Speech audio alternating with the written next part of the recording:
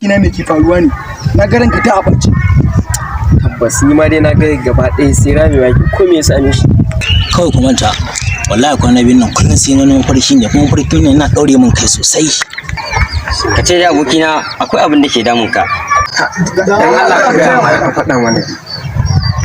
Ai gogana an faɗa muku mafarkin ta ne.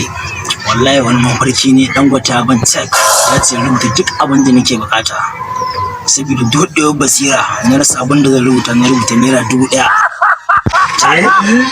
Lakata basira ta ka ado take dan ka bi jaki jakanta. Neman lalle ke mana babba asara. Da yanzu mun zama masu kuɗi kawai.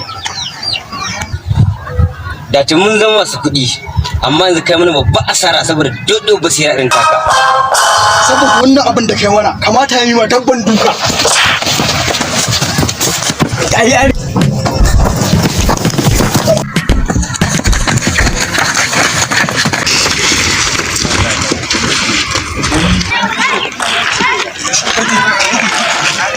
Subhanallah. Subhanallah, ka ga sai ana tsaka.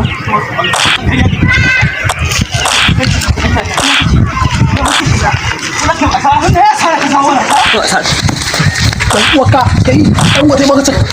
Sa 1000. Assalamu alaikum. Assalamu alaikum. Kai dan gote ba kudi. Assalamu alaikum. Kai bai Allah ku tara. Assalamu alaikum. Kai Allah ka tara ka ta. Ayi hakuri kai kan kushe shi. Ba Allah ya kai ne. Wai ban Allah nan. Ina jin ka. Gina ji na gani kirkiri Dangote ya hada Dangote ya bashi check. Wai Dangote Najeriya ko Dangote Najeriya Aliko Gote. Subhanallah. Me kamfanin simintin nan? To me faru ina jin ka. Ya bashi check. Wai bawan Allah nan yace ya rubuta duk abin da yake so. Duk abin da yake so ya rubuta zai bashi. Na'am ina jin ka. Amma irin sabon da rubuta saboda dodo basira. Ya rubuta min naira 1000. Ina gaske. Inna lillahi wa inna ilaihi raji'un. Kai ko ban Allah baka da kirki. Dangoten Najeriya baka ne baka cike ya ce ka rubuta duk abin da ga ka rubuta naira 1000 saboda za mu dawo da basira din daga.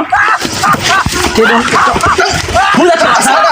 Allah ka gidan wahala. Dan Allah ku haƙuri. Ku Ali shi. Nan gaba wallahi zan rubuta 1100.